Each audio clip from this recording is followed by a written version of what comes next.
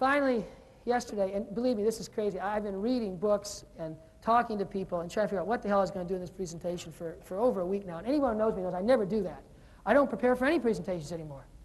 But somehow this one just seemed like there was something really important that I really had to do some work for. And I suddenly remembered something that I'd read 25 years ago, which had an enormous impact on me. I mean, I think one of the, probably the most impactful things I ever encountered in my own educational process. And it has to do with this business of certainty. I had a wonderful philosophy teacher in college. And one of the books we read, and read, was the Brothers Karamazov. I'm sure not many of you know about this, so it's going to be fun to share it with you. In the middle of the book, the Brothers Karamazov, is a story within a story. There are four brothers. The four brothers sort of represent the diversity of the human condition, at least as Dostoevsky perceived it in the middle of the 19th century. In particular, there's two brothers who are part of this little episode. One is a brother called Ivan, who was a brilliant intellectual, the forerunner of the existentialists of the latter part of the 19th century and the early 20th century. A brilliant intellectual, intensely engaged with the unfairness of the world, and how the hell could a God let what we see happen. Another one of the brothers is a saint, almost. His name is Alyosha. He's a monk. He's pure. He's simple. In the middle of the Grand Inquisitor, in the middle of Brothers Karamazov, Ivan tells a story to Alyosha, which he invented. The story is called The Grand Inquisitor. The story goes like this. It's the middle of the Inquisition in Seville, in Spain, and Jesus returns. So just to check how things are going. Wandering amongst the crowd. Some people recognize him. Then the Inquisitor comes into the crowd and sees him, the Grand Inquisitor, the head of the Spanish Inquisition, who the day before had burned at the stake 150 people before the king and the queen in the court. He sees him in the crowd, and he arrests him.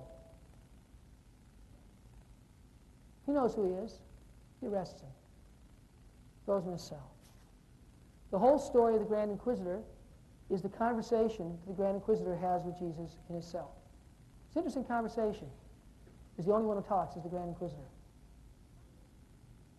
He comes in and he says, listen, what are you doing here? Don't you realize you can screw everything up? We've worked for 1,500 years to undo the problems that you started. And we do it because we love people, because we value their happiness. Now at that point, Alyosha interrupts Ivan and says, what the hell are you talking about? This guy must be mad. What are you saying? And Ivan says, well, it's just a story. Just, listen to me. I don't know. It's just a story. The story continues. And the Inquisitor says to Jesus, you see, you blew it. You had an opportunity to make a contribution that would fundamentally alter the welfare of mankind, and you refused it. It happened in the desert. It happened to those three temptations. He said the spirit that offered you those temptations understood human beings in the way you did not. You valued freedom. He said, give them bread. You valued choice. He said, give them certainty. That's what they really want.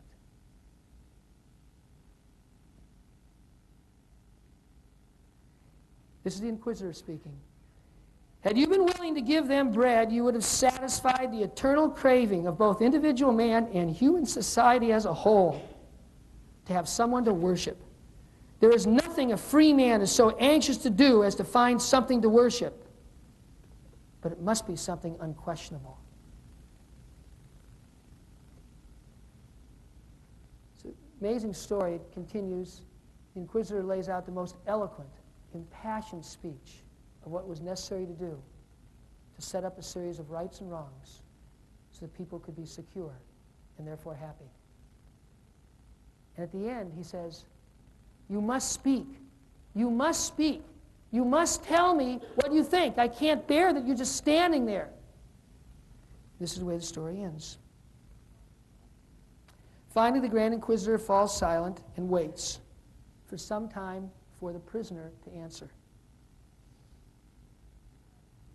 The prisoner's silence has weighed on him. He has watched him, that's him with a capital H. The prisoner has listened to him intently, looking gently into his eyes, and apparently unwilling to speak. The old man longs for him to say something, however painful and terrifying, but instead, he suddenly goes over to the old man and kisses him gently on his cold, bloodless lips. Thank you. We should take a break, Dan? That's all right, just take a break.